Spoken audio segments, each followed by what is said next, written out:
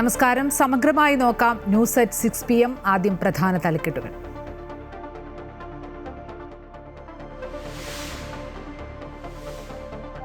സംസ്ഥാനം വിധിയെഴുതാൻ ഇനി 3 നാൾ. പരസ്യപ്രചാരണത്തിന് നാളെ കലാശക്കൊട്ട്. അവസാന ലാപ്പിൽ കളം നിറഞ്ഞ ദേശീയ നേതാക്കൾ. LDF സർക്കാരിന്റെ പ്രോഗ്രസ് കാർഡ് പുറത്തിറക്കി മുഖ്യമന്ത്രി പിണറായി വിജയൻ. 900 വാഗ്ദാനങ്ങളിൽ 97% നടപ്പിലാക്കിയെന്ന് നേട്ടങ്ങൾ എണ്ണിപ്പറഞ്ഞ മുഖ്യമന്ത്രി. രാഹുൽ ഗാന്ധി കാഴ്ചപ്പാടില്ലാത്ത നേതാവെന്നും ഇന്ദിരാ ഗ്യാരണ്ടി വ്യാജ ഗ്യാരണ്ടിയെന്നും രാജീവ് ചന്ദ്രശേഖർ.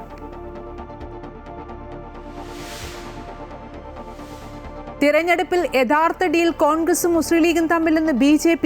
കോൺഗ്രസ് അധികാരത്തിൽ വന്നാൽ ഉപമുഖ്യമന്ത്രി പദവും 6 മന്ത്രിമാരും ലീഗിനുണ്ടാകുമെന്ന് രാജീവ് ചന്ദ്രശേഖർ. ഘടകകക്ഷികളുടെ കാര്യം നോക്കാൻ കോൺഗ്രസിന് അറിയാമെന്ന് VD സതീശൻ. കാട്ടാക്കട BJP സ്ഥാനാർത്ഥി PK കൃഷ്ണദാസ് വിവാദ പ്രസംഗം നടത്തിയെന്ന ആരോപണത്തിൽ റിപ്പോർട്ട് തേടി തെരഞ്ഞെടുപ്പ് കമ്മീഷൻ. ലവ് ജിഹാദ് പരാമർശത്തിൽ ഉറച്ചു നിൽക്കുന്നുവെന്ന് PK കൃഷ്ണദാസ്. വയനാട് തുരങ്കപാത നിർമ്മാണത്തിനെതിരെ പ്രകൃതി സംരക്ഷണ സമിതി നൽകിയ ഹർജി സുപ്രീം കോടതി തള്ളി. ജനങ്ങളുടെ യാത്ര സുഗമമാക്കുന്ന പദ്ധതിയെന്നും നിബന്ധനകൾ പാലിച്ചില്ലെങ്കിൽ ഹരിത ട്രിബ്യൂണലിനെ സമീപിക്കാമെന്നും കോടതി.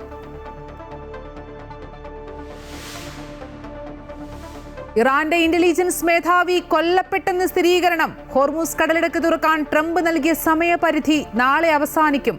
അമേരിക്കയ്ക്കുള്ള തിരിച്ചടി കനത്തതായിരിക്കുമെന്ന് ഇറാൻ. ഹോർമൂസ് കടലിടുക്ക് വഴി 24 മണിക്കൂറിനിടെ 15 കപ്പലുകൾ കടന്നതായി ഇറാൻ മാധ്യമങ്ങൾ. ഒരു ഇന്ത്യൻ കപ്പൽ കൂടി ഹോർമൂസ് കടന്നു.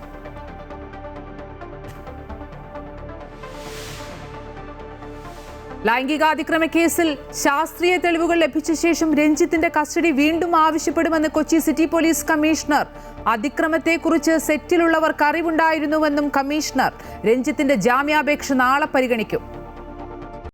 രണ്ടാം പിണറായി സർക്കാരിന്റെ 5ാം പ്രോഗ്രസ് റിപ്പോർട്ട് മുഖ്യമന്ത്രി പുറത്തിറക്കി. 2021 പ്രകടന പത്രികയിലെ പ്രഖ്യാപനങ്ങളിൽ 97% പൂർത്തിയാക്കിയതായി മുഖ്യമന്ത്രി പറഞ്ഞു. റിപ്പോർട്ട് CPI സംസ്ഥാന കൗൺസിൽ അംഗം CN ചന്ദ്രന് കൈമാറി. ആ തെരഞ്ഞെടുപ്പ് പ്രകടന പത്രികയിൽ പറയുന്ന എത്ര കാര്യങ്ങൾ നടപ്പാക്കി അത് ജനങ്ങൾ അറിയേണ്ടതാണ്.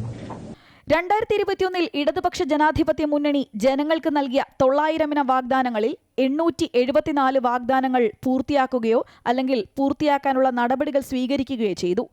വീടും ഭൂമിയും എന്ന സാധാരണക്കാരന്റെ സ്വപ്നം യാഥാർത്ഥ്യമായി. 5 ലക്ഷം വീടുകളും 4.5 ലക്ഷം പട്ടയങ്ങളും കൈമാറി.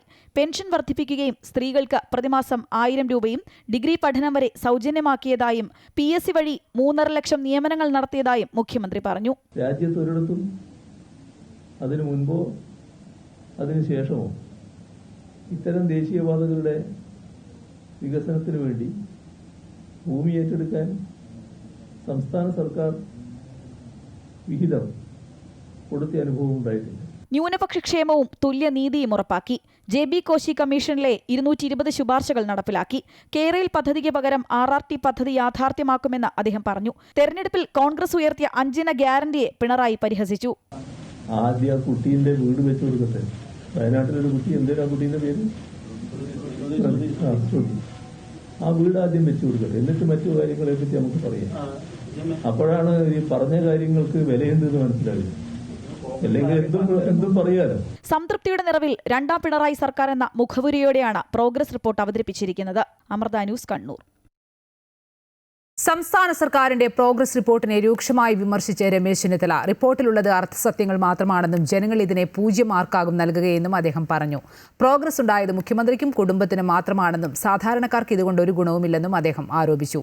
പ്രോഗ്രസ് റിപ്പോർട്ടിലും മാനിഫെസ്റ്റോയിലും ശബരിമലയെക്കുറിച്ച് മിണ്ടുന്നില്ല. ഇത് ഭക്തരോടുള്ള വഞ്ചനയാണ്. മുഖ്യമന്ത്രി പ്രകടന പത്രിക വായിച്ചു നോക്കിയിട്ട് പോലുമില്ല.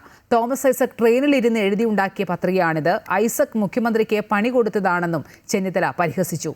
സർവേകളിൽ വിശ്വാസമില്ലെന്നും 100 സീറ്റുകളെന്ന ലക്ഷ്യത്തോടെ UDF മുന്നേറുമെന്നും അദ്ദേഹം പറഞ്ഞു. കഴിഞ്ഞ 10 വർഷത്തിനിടയിൽ കേരളത്തിൽ ഒരു വികസനവും ഉണ്ടായിട്ടില്ല എന്നുള്ളതാണ് സത്യം.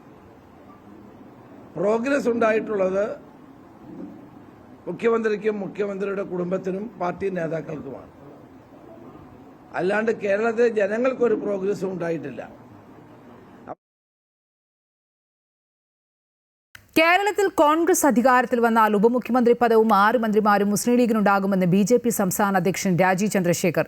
ഇക്കാര്യത്തിൽ യഥാർത്ഥ ഡീൽ കോൺഗ്രസും ലീഗും തമ്മിലാണ്.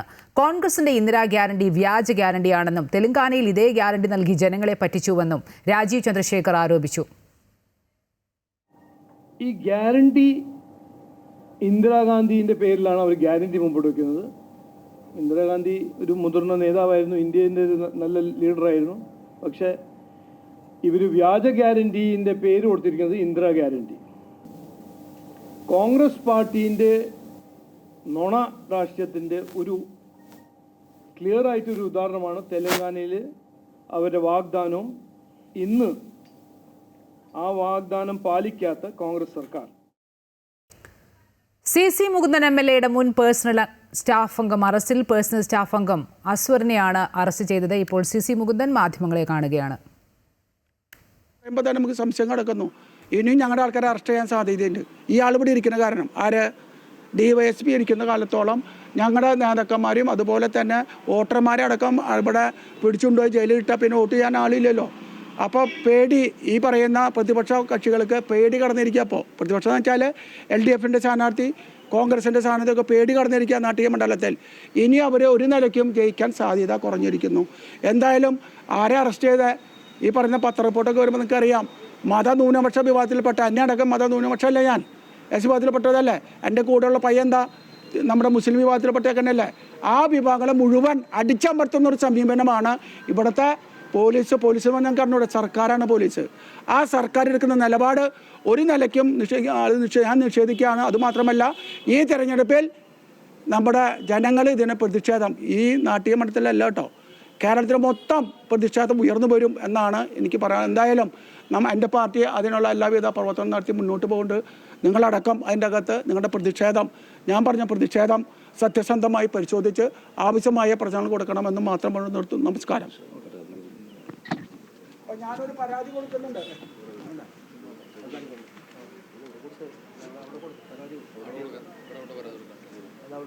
ഇലക്ഷൻ കമ്മീഷൻ പരാതി കൊടുക്കുന്നുണ്ട്. CC മുകുന്ദൻ മാധ്യമങ്ങളെ കാണുകയായിരുന്നു. CC മുകുന്ദൻ MLAയുടെ മുൻ പേഴ്സണൽ സ്റ്റാഫ് അംഗം അറസ്റ്റിലായതുമായി ബന്ധപ്പെട്ടാണ് അദ്ദേഹം മാധ്യമങ്ങളോട് പ്രതികരിച്ചത്. ഇലക്ഷൻ്റെ അവസാന ലാപ്പിലാണ് പേഴ്സണൽ സ്റ്റാഫ് അംഗം അറസ്റ്റിലാകുന്നത്. അങ്ങനെ നാട്ടികയിൽ ഇതുമായി ബന്ധപ്പെട്ട പ്രത്യാരോപണങ്ങളും പ്രതിഷേധങ്ങളുമൊക്കെ കടുക്കുകയാണ്. പേഴ്സണൽ സ്റ്റാഫ് അംഗം അക്സറിനെയാണ് അറസ്റ്റ് ചെയ്തത്.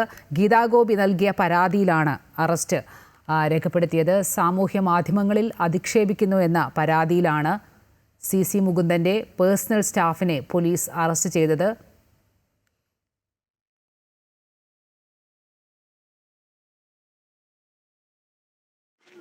CC മുകുന്ദൻ MLAയുടെ മുൻ പേഴ്സണൽ സ്റ്റാഫ് അംഗം അറസ്റ്റിലായി. ഇതുമായി ബന്ധപ്പെട്ട് ആണ് അദ്ദേഹം പ്രതികരിച്ചത്. പേഴ്സണൽ സ്റ്റാഫ് അംഗം അക്സറിനെയാണ് അറസ്റ്റ് ചെയ്തത്. ഗീതാഗോപി നൽകിയ പരാതിയിലായിരുന്നു അറസ്റ്റ്.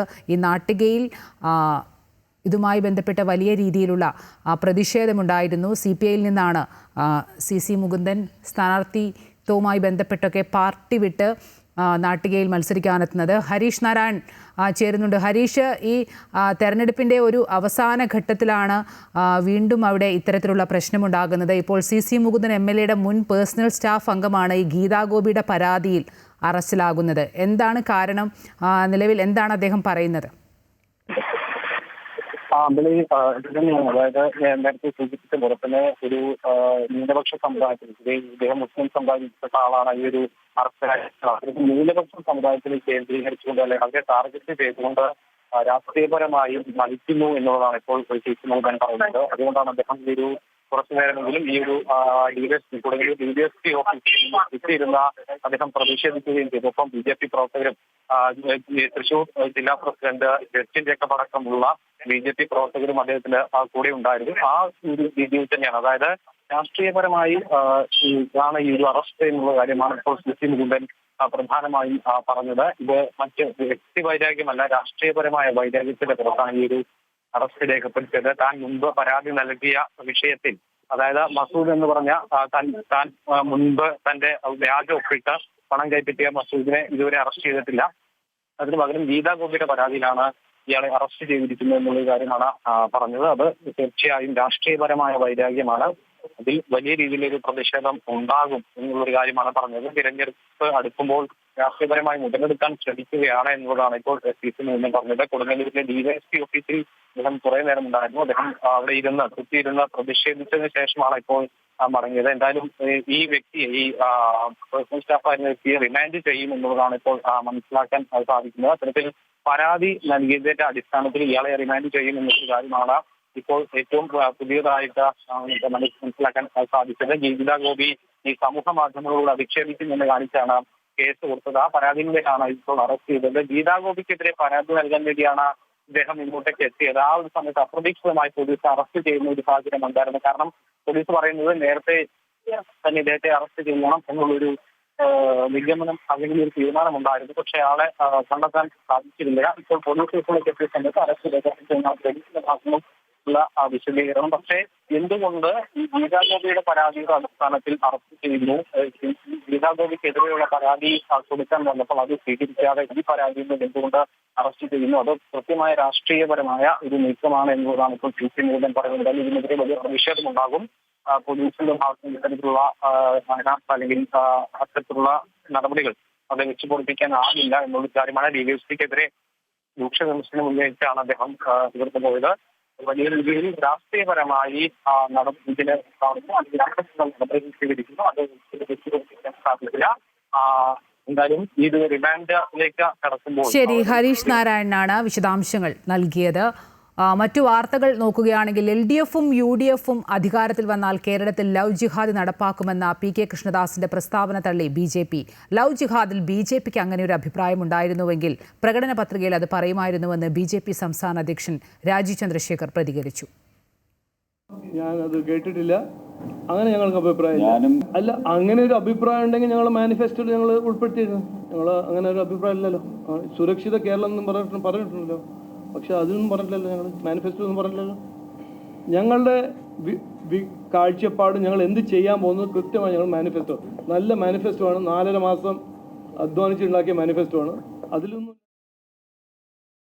LDF വിജയം സുനിശ്ചിതമായതോടെ പണവും കിറ്റും വിതരണം ചെയ്തും മതം പറഞ്ഞും വോട്ട് പിടിച്ച് ജനഹിതം അട്ടിമറിക്കാനാണ് UDFും BJPയും ശ്രമിക്കുന്നതെന്ന് CPM സംസ്ഥാന സെക്രട്ടേറിയറ്റ് അംഗം MV ജയരാജൻ.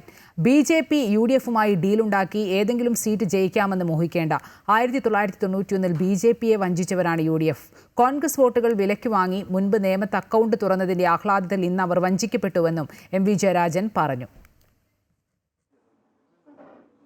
LDFിൻ്റെ വിജയം സുനിശ്ചിതമായതോടെ പണവും കിറ്റും വിതരണം ചെയ്തും മതം പറഞ്ഞ് വോട്ട് പിടിച്ചും ജനഹിതത്തെ അട്ടിമറിക്കാനാണ് UDFും BJPയും ഇപ്പോൾ പരിശ്രമിക്കുന്നത്. ഇത്തരം നീക്കങ്ങൾ കേരളത്തിൽ ചെലവാകില്ല എന്ന് മാത്രമേ അവരോട് പറയാനുള്ളൂ.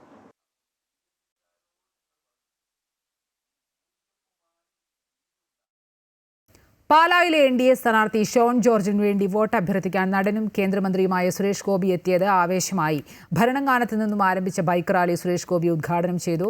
100 കണക്കിന് ബൈക്കുകൾ അണിനിരന്ന റാലിയിൽ തുറന്ന വാഹനത്തിൽ സ്ഥാനാർത്ഥിക്കൊപ്പം സുരേഷ് ഗോപിയും പങ്കെടുത്തു. ഇടപ്പാടി, ചെത്തിമറ്റം, കിഴതടിയൂർ, പാലാ ബൈപ്പാസ് എന്നിവിടങ്ങളിലൂടെ കടന്ന് പാലാ കുരിശുപള്ളി കവലയിലാണ് റാലി സമാപിച്ചത്.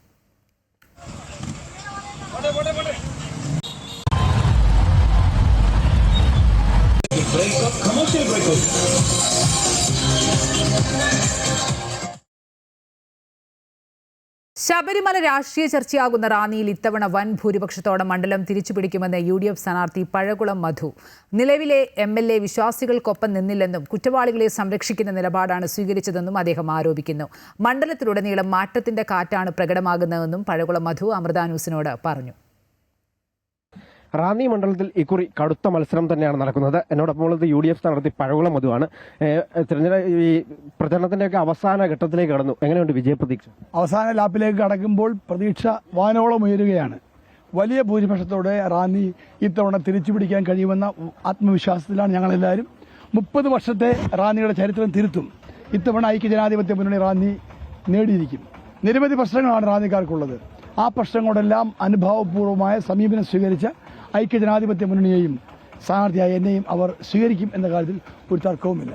ഇപ്പോൾ പറയുന്നത് കേട്ടു, വിജയിച്ചു കഴിഞ്ഞാൽ ഇവിടുത്തെ വീട്ടിലെ ഏത് സമയം വാതിൽ തുറന്നു കിടക്കുമെന്ന് റാന്നിക്കാർക്കായിട്ട് അത്തരത്തിലുള്ള പ്രവർത്തനമാണല്ലോ. തീർച്ചയായിട്ടും ഞാനൊരു സാധാരണക്കാരനാണ്. ഞാനൊരു സാധാരണ കുടുംബ പശ്ചാത്തലത്തിൽ വരുന്ന ആളാണ്. അപ്പോൾ ഈ നാട്ടുകാരുടെ പ്രശ്നങ്ങൾ എനിക്കറിയാം. ഞാൻ റാന്നിയിൽ കഴിഞ്ഞ 3-4 വർഷമായിട്ടുണ്ട്. ഇവിടുത്തെ സംഘടനാ കാര്യങ്ങളുമായി ബന്ധപ്പെട്ടുണ്ട്. അപ്പോൾ എനിക്ക് റാന്നിയുടെ പ്രശ്നങ്ങൾ അറിയാം. സാധാരണക്കാരാണ്. ഒരു വികസനവുമില്ല, ഒരു രംഗത്തും മാറ്റമില്ല, ഒരു ബസ് സ്റ്റാൻഡില്ല, കുടിവെള്ളമില്ല, ഒരു നല്ല ആശുപത്രിയില്ല, ഒരു നല്ല കോളേജില്ല, 10 പേർക്ക് തൊഴിൽ കിട്ടുന്ന ഒരു സംരംഭമില്ല, ഒരു രംഗത്തും മാറ്റമില്ല. 30 വർഷമായി ഇവിടെ MLA ആയിരുന്നവർ അവരാണ് ഉത്തരം പറയേണ്ടത്. കഴിഞ്ഞ 5 വർഷം ഒന്നും നടന്നിട്ടില്ല, ഒരു വികസനവുമില്ല. അപ്പം ജനങ്ങളിലെല്ലാം അസംതൃപ്തി ആളിക്കത്തുകയാണ്. തീർച്ചയായിട്ടും അതെനിക്ക് അനുകൂലമാകും. ഞാൻ സ്വീകരിക്കുന്ന സമീപനം ഏറ്റവും സാധാരണക്കാരനായി പ്രവർത്തിക്കുക എന്നുള്ളതാണ്. അല്ലാതെ വലിയ ആഡംബര ജീവിതം നയിക്കില്ല, അതെൻ്റെ ജീവിതത്തിലില്ല. ഞാൻ സാധാരണക്കാരനായിരിക്കും. എൻ്റെ വീടിൻ്റെ വാതിലുകൾ എപ്പോഴും ഇവിടുത്തെ സാധാരണക്കാരെ തുറന്നിട്ടിരിക്കും. റാന്നിയിലെ പ്രധാനമായിട്ട് എന്താണ് ജനങ്ങൾക്കായി ചെയ്യാൻ ആഗ്രഹിക്കുന്നത്? ഏറ്റവും പ്രധാനം റാന്നിക്കാരെ ആവലാതി എന്ന് പറയുന്നത് ശബരിമല പ്രശ്നമാണ്. ഈ ക്ഷേത്രം നിലനിൽക്കുന്നത് ഈ മണ്ണിലാണ്. അയ്യപ്പൻ്റെ ആ പൂങ്കാവനത്തെയും ആ ക്ഷേത്രത്തെയും തകർക്കാൻ ഗൂഢമായ പരിശ്രമം സർക്കാർ നടത്തി. അതിനെ ഒരു വാക്കുകൊണ്ട് തീർക്കാൻ പോലും അയ്യപ്പൻ്റെ മണ്ണിൽ നിന്ന് ജയിച്ച MLA തയ്യാറായിട്ടില്ല. അതാണ് ഇവിടെ പ്രധാന ചർച്ചാ വിഷയം. സ്വർണ്ണക്കൊള്ള നടന്നു, ആചാര ലംഘനം നടന്നു, യുവതി പ്രവേശനം നടന്നു, ആഗോള അയ്യപ്പ സംഗമ തട്ടിപ്പ് നടന്നു. ഈ സന്ദർഭങ്ങളിലെല്ലാം റാന്നി ജയിപ്പിച്ചു വിട്ട, അയ്യപ്പൻ്റെ മണ്ണ് ജയിപ്പിച്ചു വിട്ടയാൾ മൗനിയായിരുന്നു, മിണ്ടിയിട്ടില്ല. അന്ന് ഇതെല്ലാം ചെയ്ത കുറ്റവാളികൾക്കൊപ്പമാണ് അദ്ദേഹം നിന്നത്. അതുകൊണ്ട് റാന്നിയിലെ ജനങ്ങൾ അതീവ ക്ഷുഭിതരാണ്. അവർക്കെല്ലാം വലിയ വേദനയുണ്ട്. കാരണം MLA ഒരു അക്ഷരമെങ്കിലും മിണ്ടണ്ടേ, നിലപാടെടുക്കണ്ടേ, നിയമസഭയ്ക്കകത്ത് പറയണ്ടേ, അയ്യപ്പ ക്ഷേത്രത്തെ കൊള്ളയടിച്ച് തെറ്റാണെന്ന് പറയണ്ടേ, ആചാരങ്ങൾ ലംഘിക്കുക തെറ്റാണെന്ന് ഇതൊന്നും പറഞ്ഞിട്ടില്ല. അപ്പം ജനങ്ങളിലേക്ക് നമ്മൾ കൂടുതലൊന്നും പറയണ്ട, അവർക്കെല്ലാം അറിയാം. ചെല്ലുമ്പോഴേ അവർ പറയുന്നത് ഇത്തവണ ഞങ്ങൾ തയ്യാറായിരിക്കുകയാണെന്ന്. നമ്മളിക്കാര്യം ഈ ശബരിമല വിഷയം പറഞ്ഞപ്പോഴും അതുപോലെ ഒരു പാട്ട് പാടിയപ്പോൾ പോലും അതൊരു പരാതിയിലേക്കൊക്കെ പോകുന്ന അവസ്ഥ ഉണ്ടായിരുന്നു. ഞാൻ പാട്ട് പാടി, ആ പാട്ട് ഇനിയും പാടും. സ്വർണം കെട്ടവരാരപ്പ, സഖാക്കളാണ് അയ്യപ്പ, ആ പാട്ട് പാടണ്ടേ? പത്തനംതിട്ടയിൽ ഞാൻ ആ പാട്ട് പാടിയപ്പോൾ എൻ്റെ സ്ഥാനാർത്ഥിത്വം തന്നെ അസാധുവാക്കാൻ വേണ്ടിയുള്ള ശ്രമം ഇടതു മുന്നണി നടത്തി. എനിക്ക് ഇലക്ഷൻ കമ്മീഷൻ പെറ്റീഷൻ കൊടുത്തു. പക്ഷേ ഞാൻ നിയമമൊക്കെ പാസ്സായ ആളാണ്. ഞാൻ 93 LLB പാസ്സായതാണ്. പിന്നെ LLM ചെയ്തിട്ടുണ്ട്. ഞാൻ കോടതി പ്രാക്ടീസ് ചെയ്ത അഭിഭാഷകനാണ്. ചട്ടം എന്താണ്, ചട്ട ലംഘനം എന്താണെന്ന് എനിക്കറിയാം. അപ്പോൾ എന്നെ വരട്ടാൻ നോക്കി. പക്ഷേ എൻ്റെ നേതാവ് ശ്രീ രാഹുൽ ഗാന്ധി പത്തനംതിട്ടയിൽ വന്നപ്പോൾ ആ പാട്ട് പാടി എനിക്ക് ശക്തമായി പിന്തുണ നൽകി. അതാണ് എന്നെ ആവേശഭരിതനാക്കുന്നത്. അപ്പം ജനങ്ങൾക്ക് ആ പാട്ട് പാടുന്ന ഇഷ്ടമാണ്. എവിടെ ചെന്നാലും ആൾക്കാർ എന്നോട് പാടാൻ പറയുകയാണ്. ആ പാട്ട് പാടുന്നതിന് പേരിൽ അയ്യപ്പൻ്റെ മണ്ണിൽ നിന്ന് ശബരിമല അയ്യപ്പ ക്ഷേത്രത്തിന് വേണ്ടി വാദിക്കുന്നതിന് ഏത് കേസ് വന്നാലും ഏത് ജയിലിൽ പോയാലും എനിക്കൊരു ഭയവും ഇല്ല. ഇരു കൈ നീട്ടി ഞാൻ സ്വീകരിക്കും. ഈ MLA സ്ഥാനത്തേക്കാൾ എനിക്ക് മഹത്തരമാണ് ആ ജയിൽവാസം. എന്ത് വെല്ലുവിളിയാണ് ഈ മണ്ഡലത്തിൽ നേരിടുന്നത്? ഈ മണ്ഡലത്തിൽ നേരിടുന്ന വെല്ലുവിളി വെച്ചാൽ വികസനമില്ലായ്മയാണ്. കുടിവെള്ളക്ഷാമം. 12 പഞ്ചായത്തുണ്ട്, 12 കുടിവെള്ളമില്ല. ഒരു ചെറിയ പദ്ധതി പോലുമില്ല. പൈപ്പ് വാങ്ങി കൂട്ടിയിട്ടിരിക്കുകയാണ്. പൈപ്പ് വാങ്ങിച്ചാൽ കമ്മീഷൻ കിട്ടും. അതുകൊണ്ട് പൈപ്പ് വാങ്ങി കൂട്ടി. എങ്ങും കുടിവെള്ളമില്ല. എവിടെ ചെന്നാലും അമ്മമാർ പ്രയാസപ്പെടുകയാണ്. ഇവിടുത്തെ MLA കേരള കോൺഗ്രസ്സുകാരനായിരുന്നു. അദ്ദേഹത്തിൻ്റെ നേതാവായിരുന്നു കഴിഞ്ഞ 5 വർഷം മന്ത്രി, ജലസേചന മന്ത്രി. 10,000-കണക്കിന് കോടി രൂപയാണ് ജലസേചന വകുപ്പ് ചെലവഴിക്കുന്നത്. അതിൽ 10-2,000 കോടി വാങ്ങി ഇവിടെ കൊണ്ടുവന്ന് ഒരു കുടിവെള്ള പദ്ധതി പോലും ചെയ്യാൻ കഴിഞ്ഞില്ല. അലംഭാവമാണ്. അവർക്ക് റാന്നി ഒരു വികസനവും ഇല്ലെങ്കിലും 6 തവണ ജയിച്ചു, ഇനിയും ജയിക്കുമെന്നുള്ള അഹന്തയാണ്. ആ അഹന്തയ്ക്ക് പകരം ചോദിക്കാനാണ് റാന്നിക്കാർ തീരുമാനിച്ചിരിക്കുന്നത്. ഒരു മാറ്റം എവിടെ ചെന്നാലും പ്രകടമാണ്. അവസാന ലാബിലേക്ക് എത്തുമ്പോൾ ആ ഒരു ആവേശം എന്തായാലും ഉണ്ടല്ലോ അല്ലേ? തീർച്ചയായിട്ടും വർദ്ധിച്ച ആവേശമാണ്.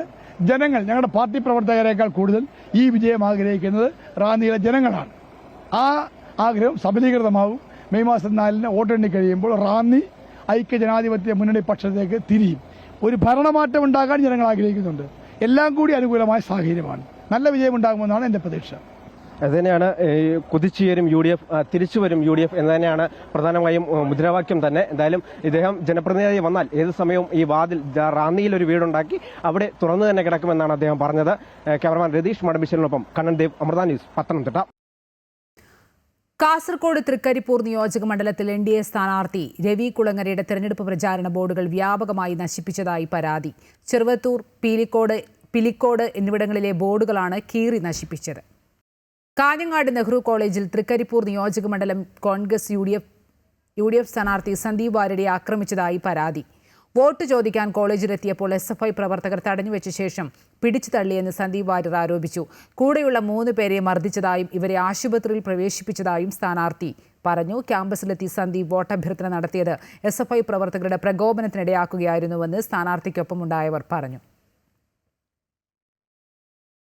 കോൺഗ്രസ് സൈബർ ആക്രമണം നടത്തുന്നുവെന്ന് തെരഞ്ഞെടുപ്പ് കമ്മീഷന് പരാതി നൽകിയ NDA സ്ഥാനാർത്ഥി ശോഭാ സുരേന്ദ്രൻ. ഇവരിൽ പലരും വിദേശത്ത് ജോലി ചെയ്യുന്ന ആളുകളാണ്. ഇവരെ തിരിച്ചറിഞ്ഞിട്ടുണ്ടെന്നും ശക്തമായ നിയമ നടപടികളുമായി മുന്നോട്ട് പോകുമെന്നും ശോഭാ സുരേന്ദ്രൻ അറിയിച്ചു. തെരഞ്ഞെടുപ്പിൽ NDAയുടെ മുന്നേറ്റത്തിൽ വിറളി പൂണ്ടാണ് സൈബർ ആക്രമണം നടത്തുന്നത് എന്നും ശോഭാ സുരേന്ദ്രൻ പറഞ്ഞു. പാലക്കാട് നഗരസഭ കോൺഗ്രസ് കൗൺസിലർക്കെതിരായ പീഡനക്കേസിൽ പ്രതി പ്രശോഭിന്റെ മുൻകൂർ ജാമ്യാപേക്ഷ പരിഗണിക്കുന്നത് ഈ മാസം 16 മാറ്റി. മണ്ണാർക്കാട് SC/ST കോടതി അതിജീവിതയുടെ വാദം കേൾക്കും.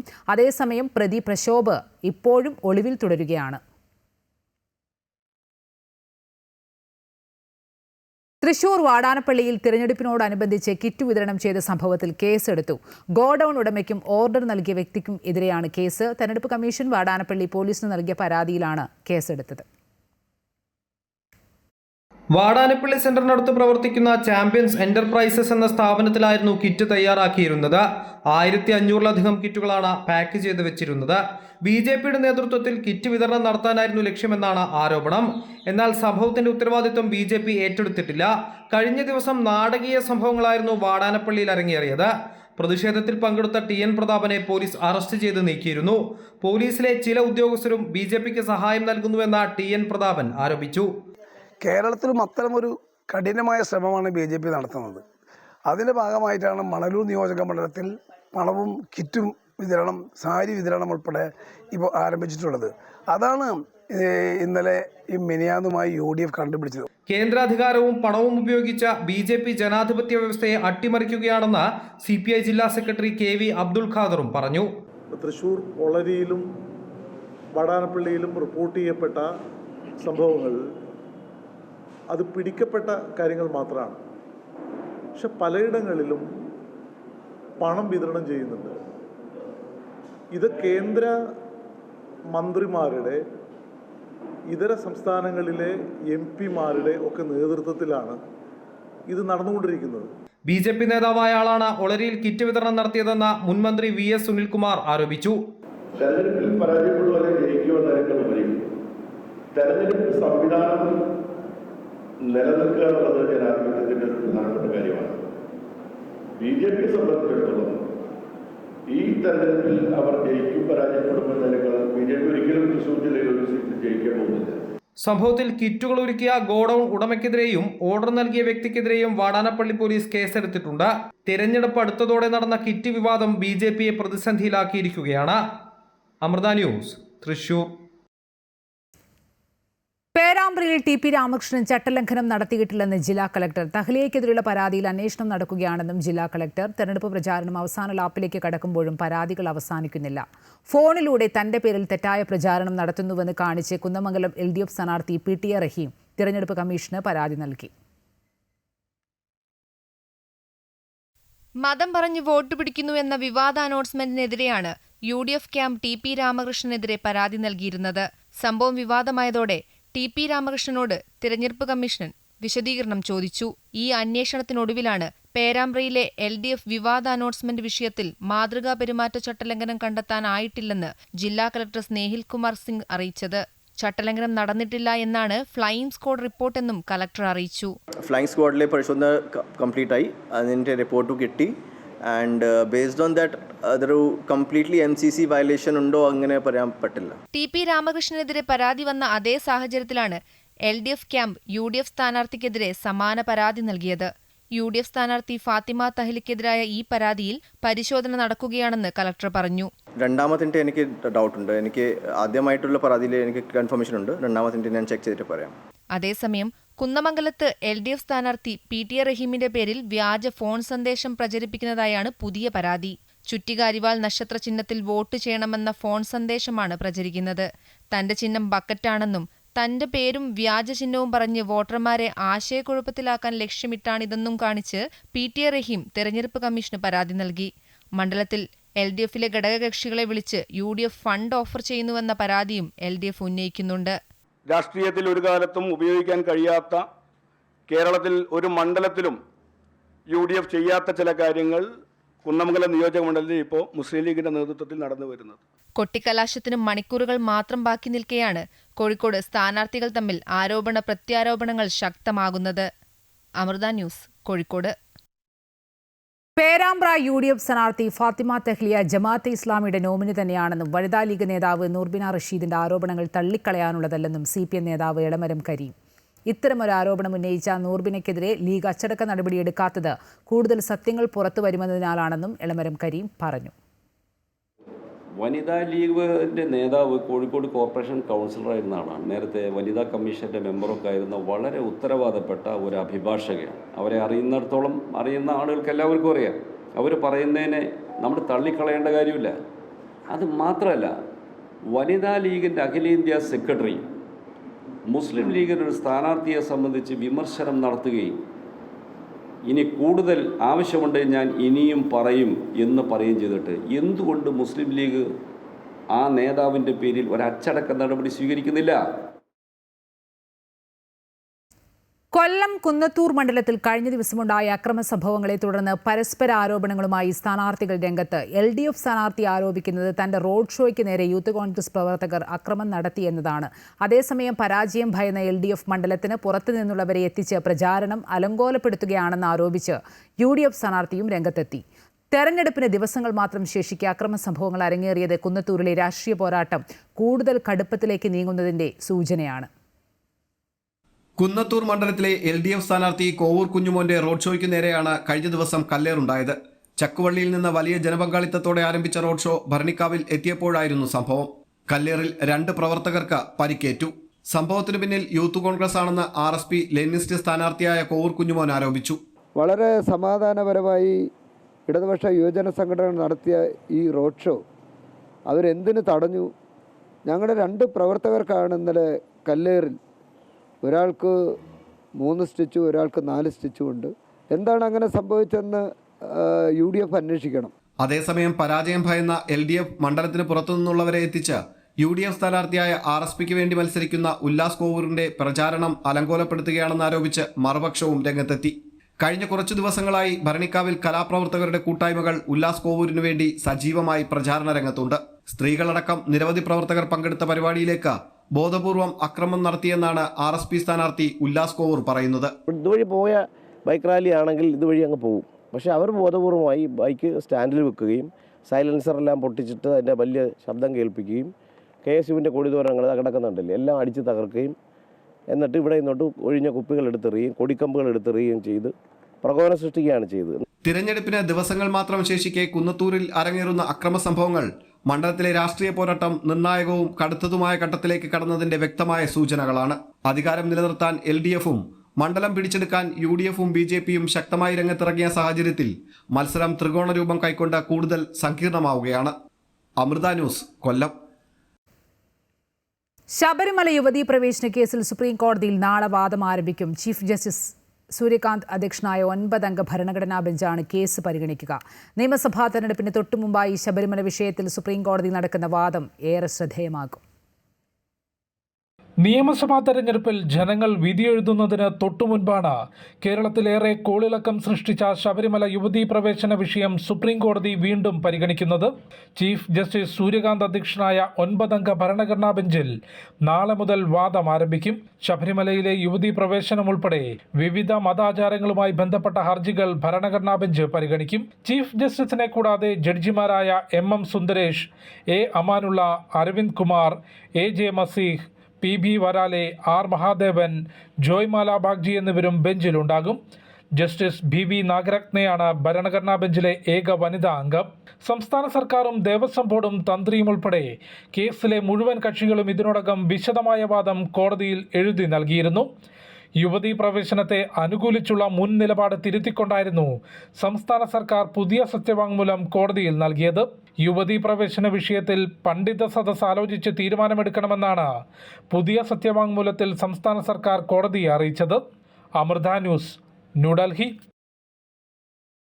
ലൈംഗികാതിക്രമ കേസിൽ പ്രതിയായ സംവിധായകൻ രഞ്ജിത്തിനെ വീണ്ടും കസ്റ്റഡിയിൽ വാങ്ങുമെന്ന് പോലീസ്. ശാസ്ത്രീയ തെളിവുകൾ ലഭിച്ച ശേഷം വീണ്ടും കസ്റ്റഡി ആവശ്യപ്പെടുമെന്ന് Kochi city police commissioner Kaliraj Mahesh Kumar പറഞ്ഞു.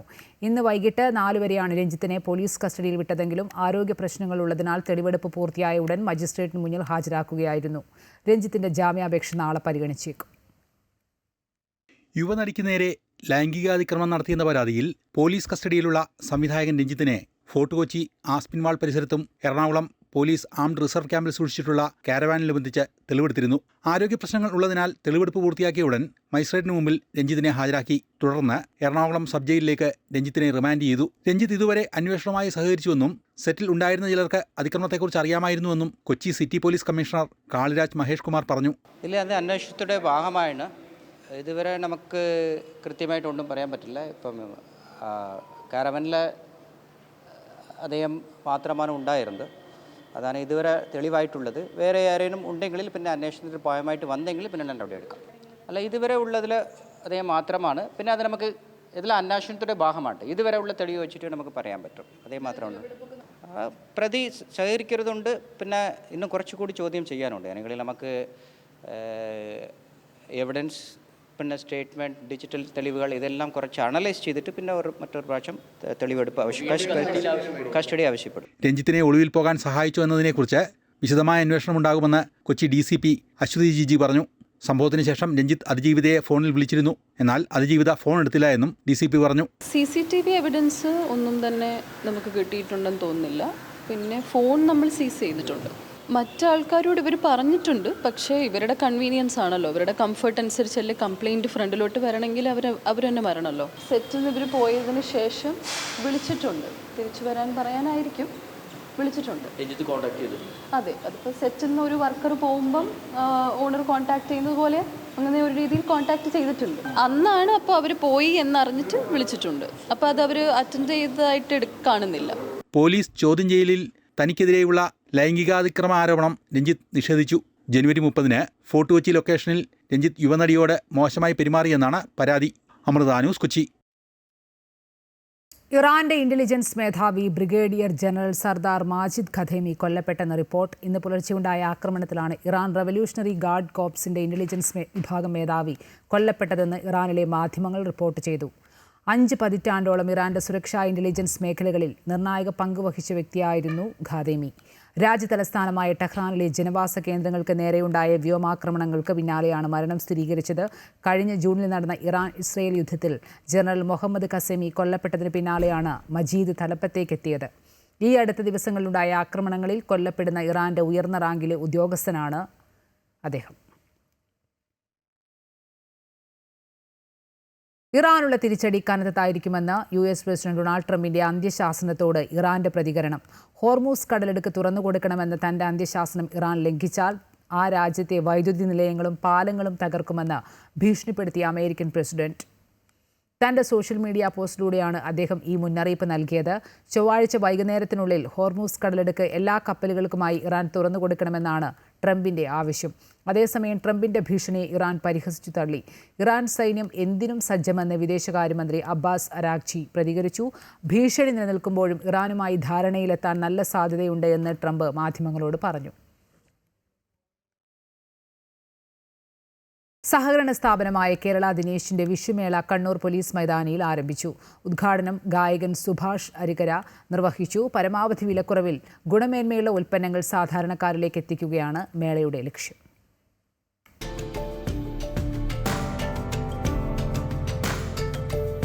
വിഷുവിനോടനുബന്ധിച്ച് സാധാരണക്കാർക്ക് കുറഞ്ഞ നിരക്കിൽ സാധനങ്ങൾ ലഭ്യമാക്കുക എന്ന ലക്ഷ്യത്തോടെയാണ് മേള സംഘടിപ്പിച്ചിരിക്കുന്നത്. കോട്ടൺ ഷർട്ടുകൾ, ലേഡീസ് കിഡ്സ് ഫാഷൻ ഡ്രസ്സുകൾ, cotton bedsheet, sari, churidar, nightie എന്നീ ഗാർമെന്റ് ഉൽപ്പന്നങ്ങളും തേങ്ങാപ്പാൽ, തേങ്ങാപ്പൊടി, വെർജിൻ കോക്കനട്ട് ഓയിൽ, ഗോതമ്പ് പൊടി, പുട്ടുപൊടി, ജാം, സ്ക്വാഷ്, അക്മർ, കറിപ്പൊടികൾ, മസാലപ്പൊടികൾ, അച്ചാർ തുടങ്ങിയ ഫുഡ് ഉൽപ്പന്നങ്ങളും ലേഡീസ് ജെൻസ് കിഡ്സ് കുടകളും സ്റ്റാളിൽ പ്രത്യേക വിലക്കുറവിൽ ലഭ്യമാണ്. വിഷുവിനായാലും ഓണത്തിനായാലും ക്രിസ്മസിനായാലും ഞങ്ങൾ ഇത്തരത്തിലുള്ള സ്റ്റാളുകൾ ഉപയോഗിച്ചുകൊണ്ട് കേരളത്തിൻ്റെ വിവിധ സ്ഥലങ്ങളിൽ സാധാരണക്കാർക്ക് ഏറ്റവും ഗുണനിലവാരമുള്ള ഉൽപ്പന്നങ്ങൾ എത്തിച്ചു കൊടുക്കുക എന്ന ലക്ഷ്യത്തോടു കൂടി കേരള ദിനേശ് മുന്നോട്ട് പോകുന്നത്. കണ്ണൂർ പോലീസ് മൈതാനിയിലെ വിഷു സ്റ്റാൾ ഗായകൻ സുഭാഷ് അറുകര ഉദ്ഘാടനം ചെയ്തു. കേരള ദിനേശ് ചെയർമാൻ MK ദിനേശ് ബാബു അധ്യക്ഷത വഹിച്ച ചടങ്ങിൽ ഡയറക്ടർമാരായ M Gangadharan, V Balan, office manager M Prakashan, marketing manager M Santhosh Kumar എന്നിവർ സംസാരിച്ചു. സ്റ്റാൾ ഏപ്രിൽ 14 വരെ പ്രവർത്തിക്കും. അമൃത ന്യൂസ്, കണ്ണൂർ. തമിഴ്നാട്ടിലെ തൂത്തുക്കുടി സാത്താൻകുളം കസ്റ്റഡി കൊലയിൽ 9 പോലീസുകാർക്കും വധശിക്ഷ. മധുര കോടതിയുടേതാണ് വിധി. അപൂർവങ്ങളിൽ അപൂർവമായ കേസെന്ന് കോടതി. P ജയരാജ്, മകൻ J ബെന്നിക്സ് എന്നിവർ മരിച്ചത് 2020-ലാണ്. അമ്പലപ്പുഴ മണ്ഡലത്തിലെ ജനകീയ സ്വതന്ത്ര സ്ഥാനാർത്ഥി G സുധാകരന്റെ ഇലക്ഷൻ പ്രചരണാർത്ഥം കർണാടക ഉപമുഖ്യമന്ത്രി D ശിവകുമാർ മണ്ഡലത്തിൽ റോഡ് ഷോ നടത്തി. പുന്നപ്ര കാർമൽ പോളിടെക്നിക്കൽ ഗ്രൗണ്ടിൽ ഹെലികോപ്റ്ററിൽ വന്നിറങ്ങിയ D ശിവകുമാറിനെ സ്ഥാനാർത്ഥിയായ G സുധാകരൻ പൊന്നാട അണിയിച്ച് സ്വീകരിച്ചു. ശേഷം റോഡ് ഷോ ആയി പ്രവർത്തകരുടെ ബൈക്ക് റാലിക്കൊപ്പം മണ്ഡലത്തിൽ പര്യടനം നടത്തി. അമ്പലപ്പുഴ പടിഞ്ഞാറേ നടയിൽ റോഡ് ഷോ സമാപിച്ചു.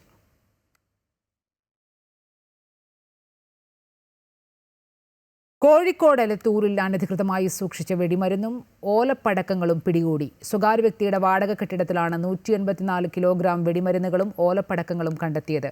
കഴിഞ്ഞ ദിവസം കുന്നമംഗലത്ത് സ്ഫോടക വസ്തു പൊട്ടിത്തെറിച്ച് 2 പേർ മരിക്കുകയും 3 പേർക്ക് പരിക്കേൽക്കുകയും ചെയ്തിരുന്നു. ഇതിന് പിന്നാലെയാണ് ജില്ലയിൽ പരിശോധന ശക്തമാക്കിയത്. അമ്പലപ്പുഴ മണ്ഡലത്തിലെ ജനകീയ സ്വതന്ത്ര സ്ഥാനാർത്ഥി G സുധാകരന്റെ ഇലക്ഷൻ പ്രചരണാർത്ഥം കർണാടക ഉപമുഖ്യമന്ത്രി D ശിവകുമാർ മണ്ഡലത്തിൽ റോഡ് ഷോ നടത്തി. പുന്നപ്ര കാർമൽ പോളിടെക്നിക്കൽ ഗ്രൗണ്ടിൽ ഹെലികോപ്റ്ററിൽ വന്നിറങ്ങിയ D ശിവകുമാറിനെ സ്ഥാനാർത്ഥിയായ G സുധാകരൻ പൊന്നാട അണിയിച്ച് സ്വീകരിച്ചു. ശേഷം റോഡ് ഷോ ആയി പ്രവർത്തകരുടെ ബൈക്ക് റാലിക്കൊപ്പം മണ്ഡലത്തിൽ പര്യടനം നടത്തി. അമ്പലപ്പുഴ പടിഞ്ഞാറേ നടയിൽ റോഡ് ഷോ സമാപിച്ചു.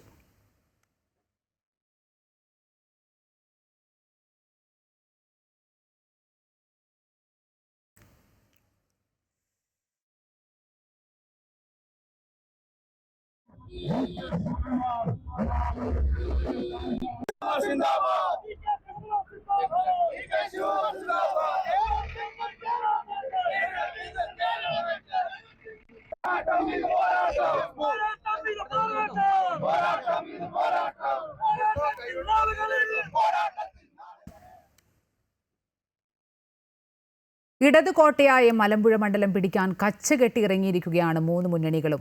LDFന്റെ സ്ഥാനാർത്ഥിയും MLAയുമായ A പ്രഭാകരനും NDAയുടെ സ്ഥാനാർത്ഥിയായി C കൃഷ്ണകുമാറും UDFന്റെ സ്ഥാനാർത്ഥിയായി VS അച്യുതാനന്ദന്റെ PA ആയിരുന്ന A സുരേഷും രംഗത്തെത്തിയതോടെ മലമ്പുഴയിൽ മത്സരം കടുക്കും. പാലക്കാട് ജില്ലയിൽ ഇടതുപക്ഷത്തെ എന്നും പിന്തുണച്ചിട്ടുള്ള മണ്ഡലമാണ് മലമ്പുഴ. VSനോടൊപ്പം നിന്നിട്ടുള്ള മണ്ഡലം. ഇടത് വേരോട്ടം അത്രത്തോളമുള്ള മണ്ഡലത്തിൽ ഇത്തവണ പോരാട്ടം കനക്കും. നിലവിലെ സിറ്റിംഗ് MLA A പ്രഭാകരനാണ് LDFനായി മത്സരരംഗത്തേക്ക് ഇറങ്ങുന്നത്. ജനങ്ങൾക്കൊപ്പം നിന്ന് അവരുടെ പ്രശ്നങ്ങളിൽ ഇടപെട്ടുവെന്നും ഇടതിനൊപ്പം തന്നെ ഇത്തവണയും ജനങ്ങൾ നിൽക്കുമെന്നുള്ള ആത്മവിശ്വാസത്തിലുമാണ് A പ്രഭാകരനുള്ളത്. കഴിഞ്ഞ 5 വർഷക്കാലം ഈ മണ്ഡലത്തിലെ വികസന പ്രവർത്തനങ്ങൾ നടപ്പാക്കാൻ ഇടതടവില്ലാതെ ഞാൻ ഇടപെട്ടിട്ടുണ്ട്. എല്ലാ സ്കൂളുകൾക്കും പുതിയ കെട്ടിടങ്ങൾ, അംഗനവാടി കെട്ടിടങ്ങൾ, റോഡുകൾ, പാലങ്ങൾ, അങ്ങനെ ഒട്ടനവധി വികസന പ്രവർത്തനം മണ്ഡലത്തിലെ ഒരുപക്ഷെ ഈ മണ്ഡലം ഉണ്ടായതിന് ശേഷം ഇത്രയധികം വികസന പ്രവർത്തനങ്ങൾ നടന്ന ഒരു കാലഘട്ടം ഉണ്ടായിട്ടില്ല.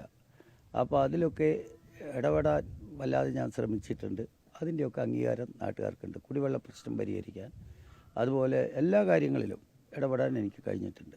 BJP സ്ഥാനാർത്ഥി C കൃഷ്ണകുമാർ 2021 തെരഞ്ഞെടുപ്പിൽ 50,000-ന് മുകളിൽ വോട്ടുകൾ നേടിയാണ് 2ാം സ്ഥാനത്തെത്തിയത്. ഇത്തവണ ത്രിതല പഞ്ചായത്ത് തെരഞ്ഞെടുപ്പിലുണ്ടായ വിജയം മലമ്പുഴയിൽ ആവർത്തിക്കുമെന്നാണ് C കൃഷ്ണകുമാർ പറയുന്നത്.